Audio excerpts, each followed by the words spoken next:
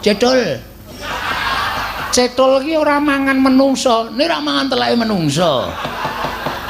Ning ora mangan menungso edan kowe iki omong karo aku sengit banget lho. Kersane ditututi Bendara Werkudara kae. Dipenggak Bagong nek iso. Wah, jan wis semana ndi. Kosike.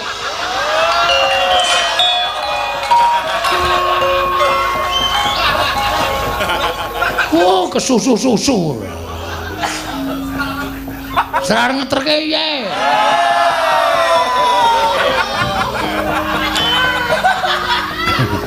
Oh, iya, Gang. Kesusu-susu ora. Semar nendi? Wah, Semar iki pancen. Mer. Ngapa kowe? Dus. Engko masuk angin bingung. Ya ini gayane adus. Aneh-aneh ora. Pripun? Koko Prabu. Lelamban menika kados pundi Koko Prabu? Kula nyuwun supados Kakang Mas Jodipati Koko. Bagong iki sapa-sapa kok disembranani. Enten apa ta? Werkudara golek banyu suci. Wo, teng Klenteng Dungkul Matos kuwi. Banyu suci Perwitasari kuwi dawuhing Begawan Durna, mongko syaratnya kudu nyemplung telenging samudra. Wedan apa? Golek ngelmu kok nyemplung telenging samudra. Golek ngelmu ning pasinaon. SD. SMP. Ora iso ngarani kok ora. Mbok wis meneng ora. Terus lah kae Werkudara arep nyemplung telenging samudra golek ngelmu dawuhing Begawan Durna apa ora edan Bagong? Edan aku tetep edan. Werkudara sing edan. Lho. Kok Werkudarane sing edan? Genah, golek ngelmu kok nyemplung telenging samudra. Nek nganti dipangan kewan buron toya. Samudra niku papane Iwak apa to? Ambo. Wong aku ora ngerti pikiranmu kok. Sing galak banget lho, Tru. Anu, jenenge barakuda. Barakuda. Oh. Biasane hiu, Gong. Ma kok ya liyane. Ya yu. Oh, iwak kok iya. Wah, yu, ayo. Cethul.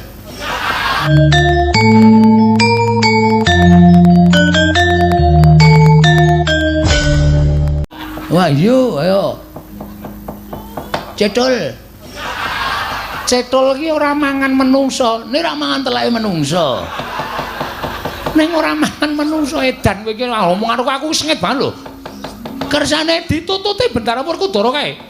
Dipenggak Bagong nek iso. Wah, jan wis semana ndi. Kosike.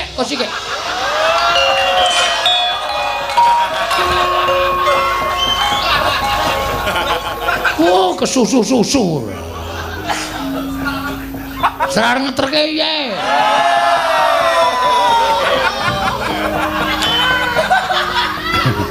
Oh, iya, Gang. Kesusu-susu ora.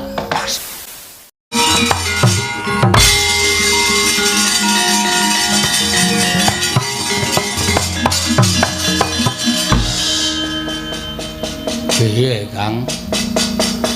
Dibut loro ya mesa sentosa. Saka mburi ya etel wae, saka ngarep ya etel wae, dan tenan. Monggo biasane nek saka mburi iki terus kalah lho. Iki ketoke ora biasa iki. Aku kulino anggela ajar saka mburi iki biasane terus kapok. Ning iki kok ora apa-apa, wah. Dicoba meneh, Kang. Dicoba piye? Waduh. Lara kok molak-malik ya ben. Mumpung wonge madhep rene. Klethakan saka kono. Nggon gulu kuwi men nggon otot terus entek getihe. Di Rukmakala. Mumpung wonge madhep rene klethakan saka kono. Klethakan saka kono. Wah, latawati. Ayo.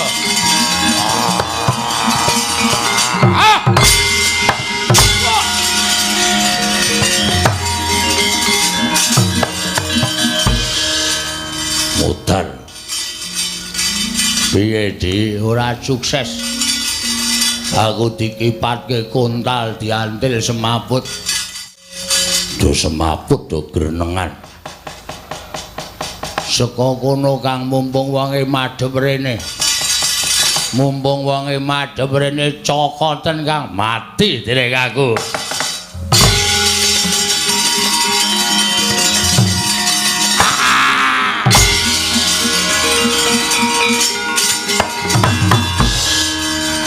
Mati kowe. Piye Kang? Ora apa-apa. Saiki madhep rono. Saiki madhep rene. Cokoten saka kono mati dening aku kowe.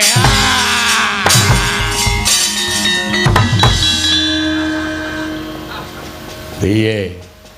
Urung nganti nyokot wis dicuthuk aku. Wis kalah. Kalah karo udan. Iya. Dasar wae cokot bareng ae.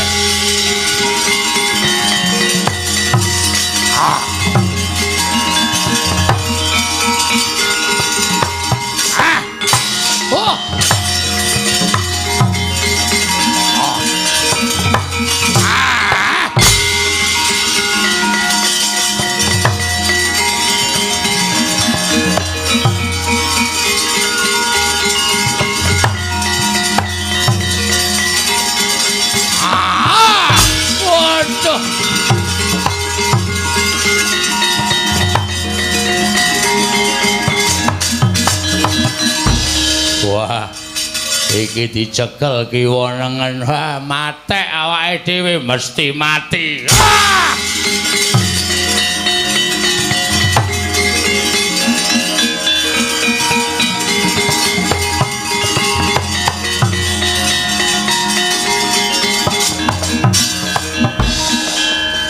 Pecah sirahe buta kalih. Berbabah mungguing dadah, tutuk ngorok kaya kawah. Nalika semanten dangu sayaning dangu ilang kuwandaning sang Rukmuka kala wenteh Sang Hyang Bathara Indra tuwin Sang Hyang Bathara Bayu.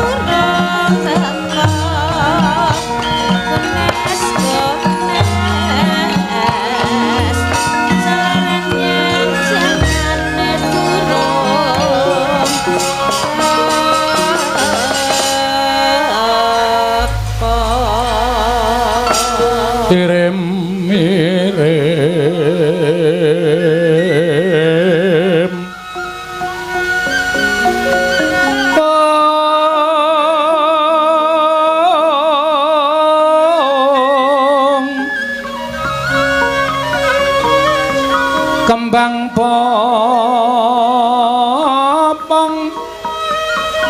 ratebang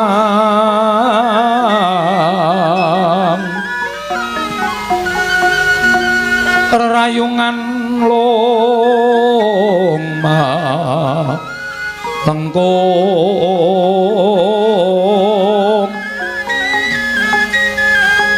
tumalong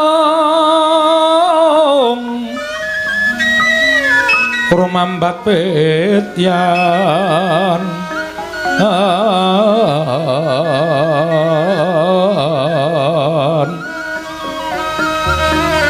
wes semukang mawor raras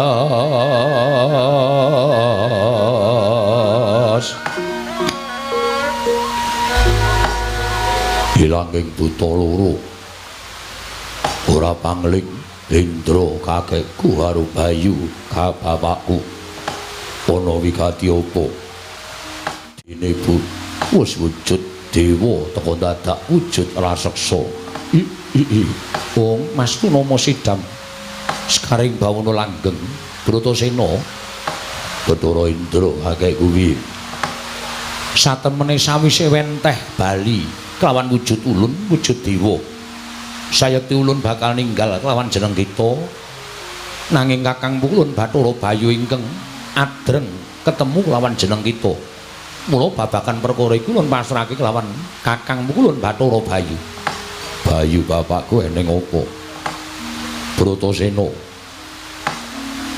aja kaget yaksa loro mau panjen dumadi saka panjenengan ulun lan Bathara Indra ya lan ngerti yo apa ingkang dadi sediamu prapta ning Tebrasara nggo nemu upaya kang aran Kayugung Susuing Angin sayekti papane ora ning kene kula mangerti yo lamun to Kayugung Susuing Angin mau mung sasmita saka gurumu Begawan Durna nanging aja pisan-pisan kita ngluputake lawan ingkang paring dawuh kinenangulari Kayugung Susuing Angin sabab Kayugung Susuing Angin mau sayekti mapan ana ing diri kita pribadi kayu kuwi kajeng utawa karep gung kuwi gedhe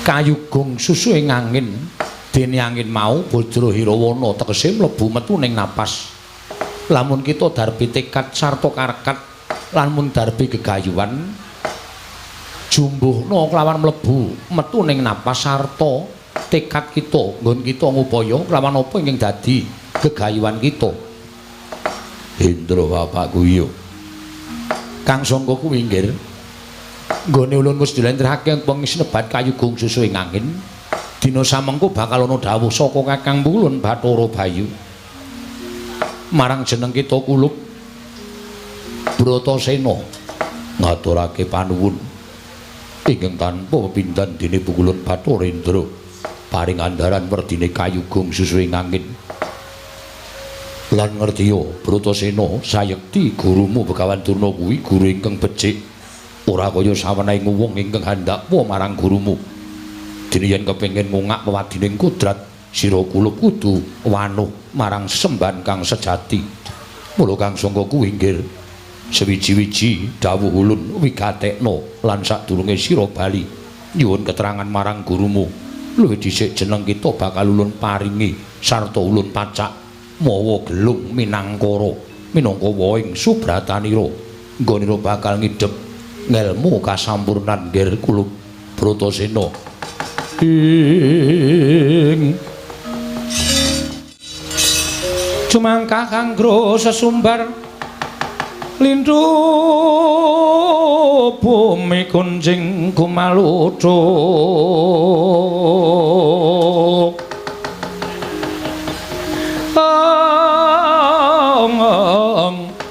maluduk untur ketup lumembak penyu kang kumambang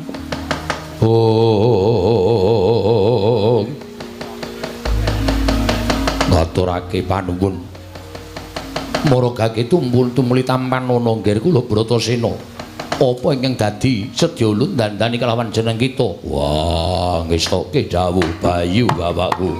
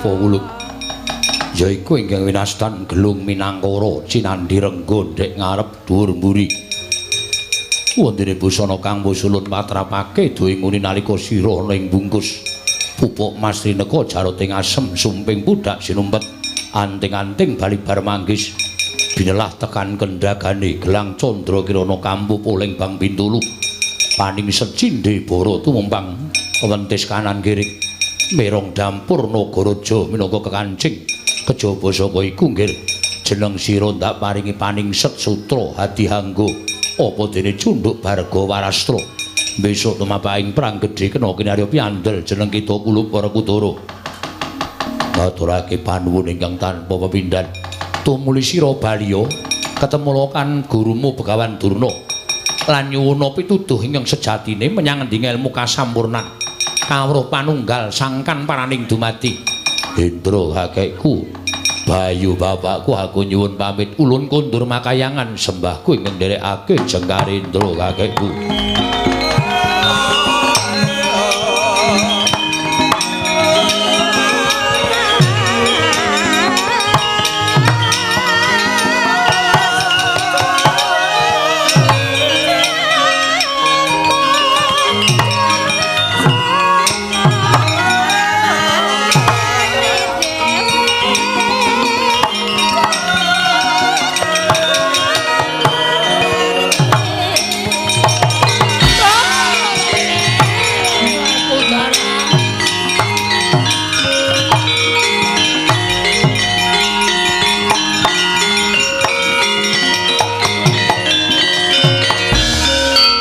njur lakune angin gugur anggrane ngarga kurnita kagiri-giri horeg bumi prakempita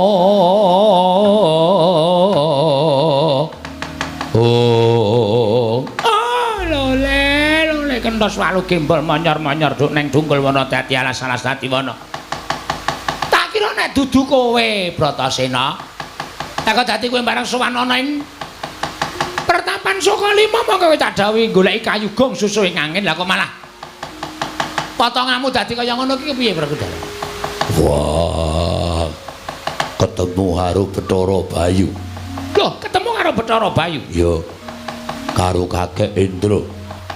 Tumuli piye kabare kayu gong susu ing angin? Apan sing mbok kandhake mau ora ana. Loh, ora ana piye? Ora ana nanging aku entuk tegese kayu gong susu ing angin. Tegese piye Werkudara? Kayu kuwi kajeng. Kajeng kuwi karep. Gong kuwi gedhe, susu ing angin kuwi mlebu metu ning napas. Wong kang duwe gegayuhan kudu sinartan aringing napas sarta gedhening tekad. Ya kuwi sing tak karepake kayu gong susu ing angin ya kaya ngono kuwi. Wong duwe tekad ngono pancen kudu sinartan aringing napas tegese sabar aja nganti kesusu nanging gegayuhan mau tekakno tekad merga tekad kuwi pok ing karep. Yo Durna bapakku piye? Gandeng aku wis entuk kayu gong susu ing angin adyan wong werdine. Aku njaluk kawruh kasampurnan. Kosek aja kesusu ya Werkudara. Merga jroning kowe golek kayu gong susu ing angin iki mau aku manjing ning sanggar pasemeden utawa sanggar pelangkatan. Aku entuk sasmitaning dewa. Yen to dewa paring dawuh karo Begawan Durna, Werkudara Bratasena entuk kawruh kasampurnan, kawruh sangkan paraning dumadi, kawruh panunggal. Yen to iso ngaturake kang aran Tirta Pawitra Maning Suci. Tirta Pawitra Maning Suci. Papane menyang endi? Papane ana ing telenging samudra. Samudra ngendi kagiharan ana? Aku sagu njegur telenging samudra. Lho, kowe ora ngeman karo nyawamu. Wong golek ngelmu aja ngeman karo nyawa. Luwih becik ora entuk ngelmu. Ning tekaning pati mbangane dadi wong urip bodho lunga-lunga kaya kebo. Yen pancen kaya ngono gage, manut karo lenging ciptamu. Yen lenging ciptamu nyemplung telenging samudra sisih kidul ya kidul. Yen lor ya lor, yen wetan ya wetan, yen kulon ya kulon. Manut karo lenging ciptamu. Jaluk pamit Durna bapakku.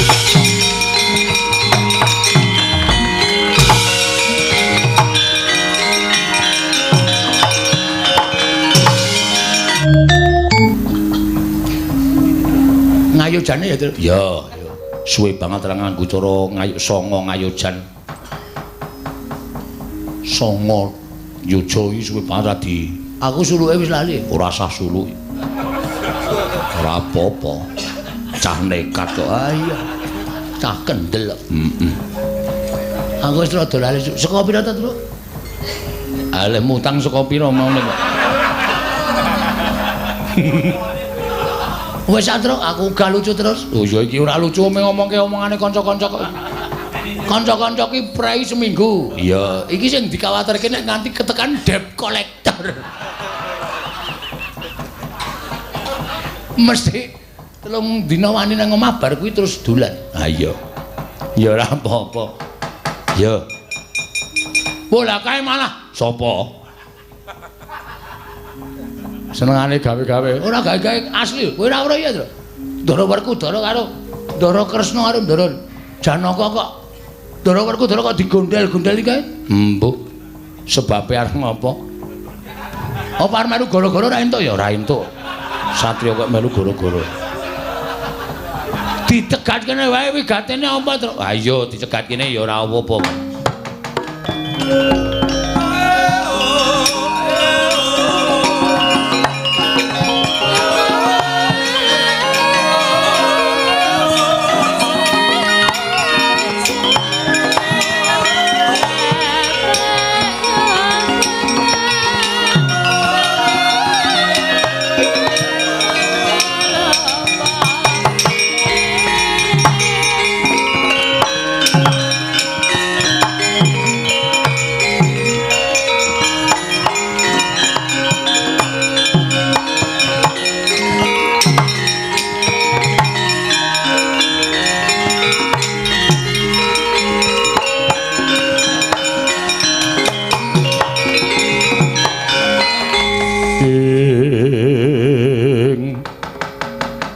Mangancur lakune ngangin gugur-anggrane ngarga kura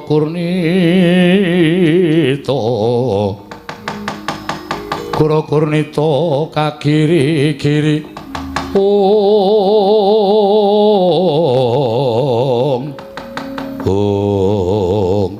Werkudara marata coba saiki etungen nganggo nalar ingkang ganep. Bobote guru karo ibu kuwi miturut Syadi bobot endi? Gumantung nggone ngarani. Kok gumantung nggone ngarani? Ibu Babu Kunti tak anggap bobot uripe tumraping Werkudara. Merga tanpa ana ibu aku ora bakal inairake ana ing jagat. Sakwise ibu guru kok gedhe dayane tumrap Bratasena merga ingkang paring ilmu marang uripku. Guru Durna ya bapakku. Merga saka ilmu kahananku iso dadi kaya mengkene. Wong urip tanpa ilmu bakal mobat mabit uripe. Kaya dene wit sing gedhe diobat-abitake angin. Ngalor melu ngalor ngidul, ambruk ngidul ngetan, bakal ambruk ngetan. Wah, aja perkara bobote guru karo ibu. Nanging iki perkara kasatriyaning Werkudara. Kasatriyanmu sing piye? Aku wis sagu ngantepi dawuh perintahe Durna bapakku.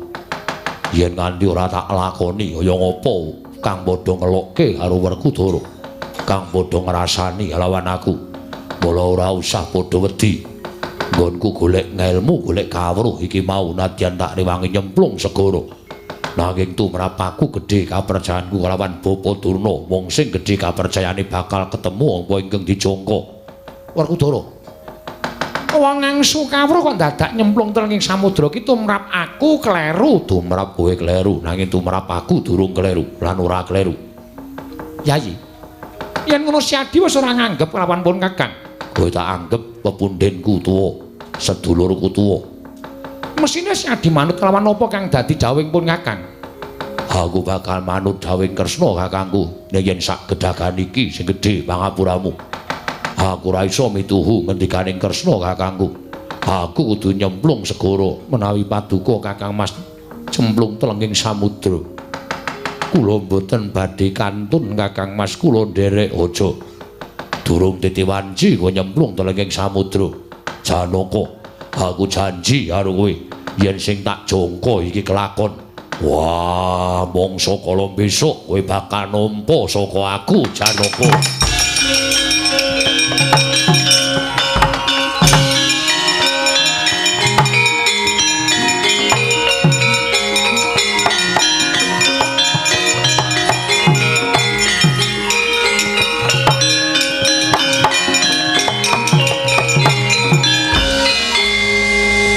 Prabu kados pundi lampahan menika wis digondelana kaya ngapa Werkudara ora bakal bisa manut kelawan pangringipun Kakang Koko Prabu nanging kula badhe kecalan Kadang Werda.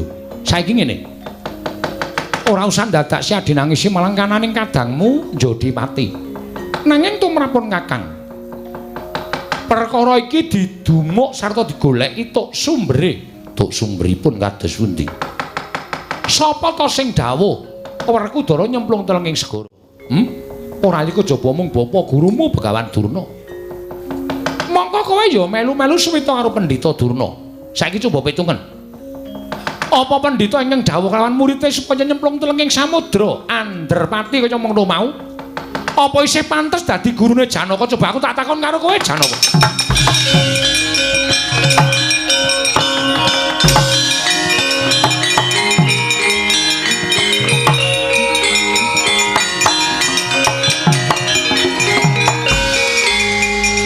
Koko Prabu, lelamban menika kados pundi Koko Prabu? Kula nyuwun supados Kakang Mas Jodipati Koko. Agung iki sapa-sapa kok disembranani. Enten apa to? Werkudara golek banyu suci. Wah, teng klenteng dungkul matos kuwi. Banyu suci Perwitasari kuwi dawuhing Begawan Durna, mongko syaratnya kudu nyemplung telenging samudra. Wedan apa? Golek ngelmu kok nyemplung telenging samudra? Golek ngelmu ning pasinaon. SD. SMP. Ora iso ngarani kok ora. Mbok wis meneng ora. Terus lah kae Werkudara arep nyemplung telenging samudra golek ngelmu dawuhing Begawan Durna apa ora edan Bagong? Edan aku tetep edan. Werkudara sing edan. Lho. Kok Werkudarane sing edan? Genah, golek ngelmu kok nyemplung telenging samudra. Nek nganti dipangan kewan buron toya. Samudra niku papane iwa apa to? Ambo. Wong aku ora ngerti pikiranmu kok. Sing galak banget lho, Tru. Anu, apa jenenge? Barakuda. Barakuda. Oh. Biasane hiu, Gong. Ama aku ya liyane. Ya yu. Oh, iwak kok iya. Wah, yu, ayo. Cethul. Cethul ki ora mangan menungso, nek ora mangan teleke menungso. Ning ora mangan menungso edan kowe iki ngomong karo aku sengit banget lho. Kersane ditututi Bendara Werkudara kae. Dipenggak Bagong nek iso. Wah, jan wis semana ndi. Kosike.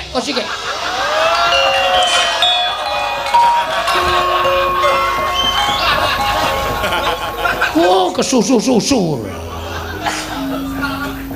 Serar ngeterke ye.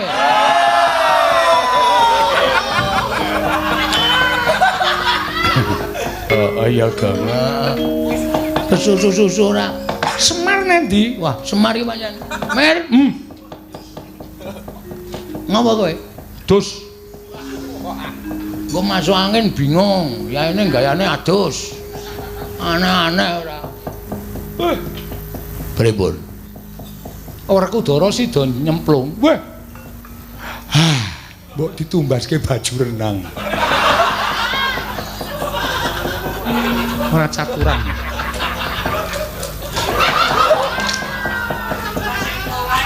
Sapa iki? Bagong. Kontene, Pak, coceke ndase. Bapakne joroke nganti krungkep. Wong kowe ya ora mutu kok. Entar Werkudara nganggo baju renang iki ukurane pira ragas aku? Oh, wong tuwa ora, tuwa-tuwas pupuk brabas. Senengane. Omong dhewe mer aku gak. Piye kok omong dhewe iki? Wong tuwa kok tinggal lunga sak penake dhewe ra.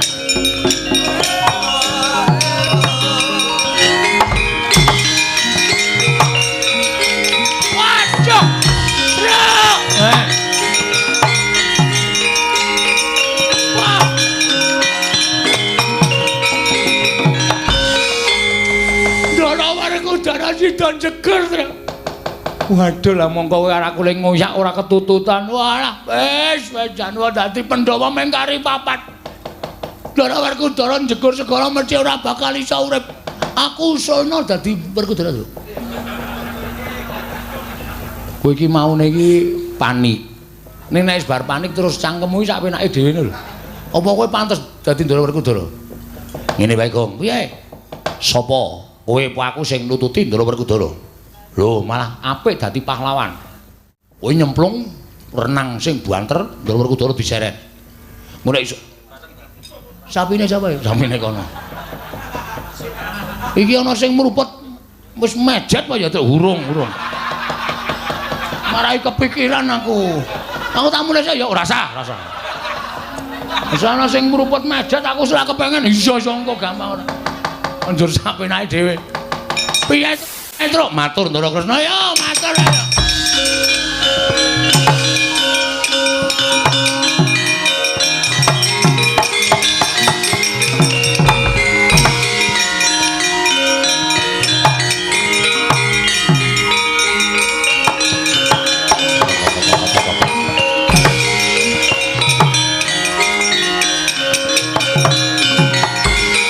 Mambang ana naga sakilur kumbang gedene ngakak galak nalika semanten nyumurupi Sang Werkudara muntang manting nalika semanten dipun obat-abitaken dening ombak ana ing tengahing samudra sigra niyup sang naga anyaut Sang Werkudara.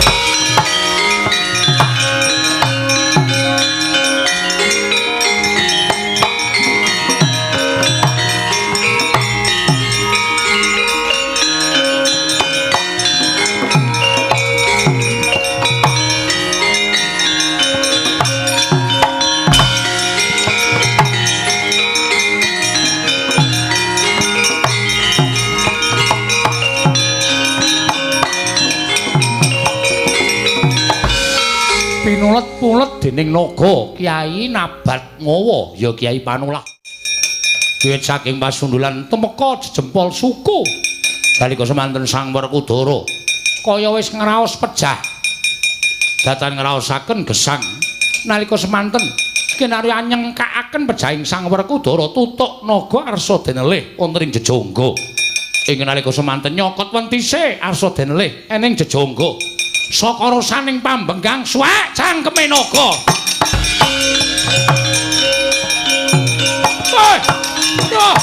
Wah!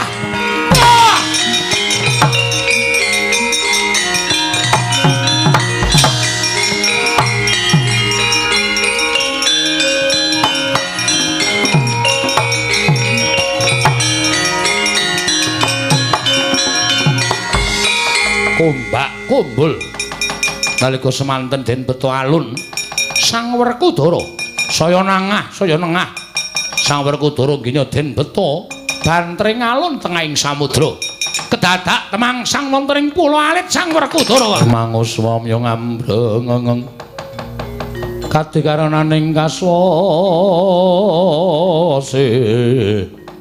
yen aneng marga memalat kung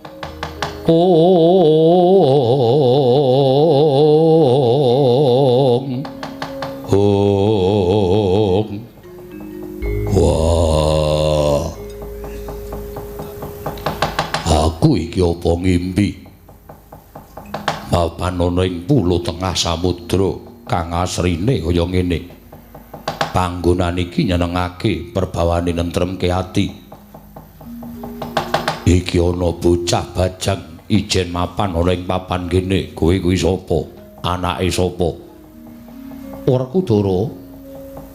Bagya sak prapta kita ana ing ngarsa ulun. Gumo lancang Jumantaka dene kowe mung derajate bocah wani nyebut aku Kulup. Kowe sapa? Wis ngerti kelawan aku. Ulun iki Jawata dene bebisik ulun Bathara Ruci. Ya Sang Ruci Bathara. Bathara Ruci kowe kuwi anake sapa? Ulun iki ora kayogakake lan ora angyogakake. Kahanan ulun bareng kelawan kahanan kita. Yen pancen kowe kuwi dewa, mestine awas paningalmu. Mula aku njaluk titikan. Yen kowe bisa nyebut aluran ingkang nurunake aku gelem ngaku yen kowe kuwi dewa. Ya. Ulun mituruti panuwun kita, jeneng kita Muna anak Prabu Pandhu kang panenggak patutan lawan Dewi Kunti. Kadang kita kabeh kuwi kang aran Pandhawa, yaiku Puntadewa, jeneng kita Nuli Arjuna. Banjur Nakula Dewa kang mijil saka Dewi Madrim. Mengkono apa ora? Ya. Dene Pandhu wong atuwa kita kuwi anak Abiyasa, Abiyasa anak Palasara, Palasara anak Sakri, Sakri anak Sekutrem, Sekutrem anak Manumayasa, Manumayasa anak Parikenan, Parikenan anak Bremana. Bremana kuwi anak Brama, Brama kuwi anak Bathara Guru. Iku mungguh kang dadi alur kita. Saiki aku gelem ngakoni yen kahananmu tunggal jatining kahanan karo aku. Lan aku bakal nyembah ndodhok karo kowe. Nanging aku njaluk titikan. Waton kowe bisa mbatang apa perlune Werkudara tekan kene. Lan kowe kudu bisa nuduhake kanthi cetha ngendi lan ndi ingkang ndak upaya. Nggih. Ulun mung tansah ngijabahi apa kang dadi panuwun kita. Ing purwane ana saluka kang surasane mengkene, aja memangan yen durung weruh rasane kang dipangan. Aja menganggo yen durung weruh werdine kang denanggo, aja lelungan yen durung pernah papane kang den tuju. Aja manembah yen durung pana papane kang sinembah. Ya kanthi wewaton saluka mau nggih, ulun benerake marang lelakas kita nggon kita kesusu nindakake samubarang gawe luwih-luwih ing bab dununging panembah. Kita tindhingi kang kanthi permana luwih dhisik. Ya mengkono mau prayoga banget. Banjur kewajiban ulun hambatang sedya kita teka kene. Ya kuwi ngestokake parentahing guru kita dah nyuwang durna. Kinen ngupaya kang tirta pawitra mahending suci. Dene nganti kita rewangi manjing samudra sabab nggon kita bakal antuk wejangan kawruh kasampurnan. Purhanina Kulup. Durna kuwi ora kliru. Pancen ing kene papaning kawruh kasampurnan. Ya mung ulun Sang Ruci Bathara, ya Sang Mahardika Ngrat kang bakal mbabar kawruh kasampurnan lawan jeneng kita Kulup Werkudara.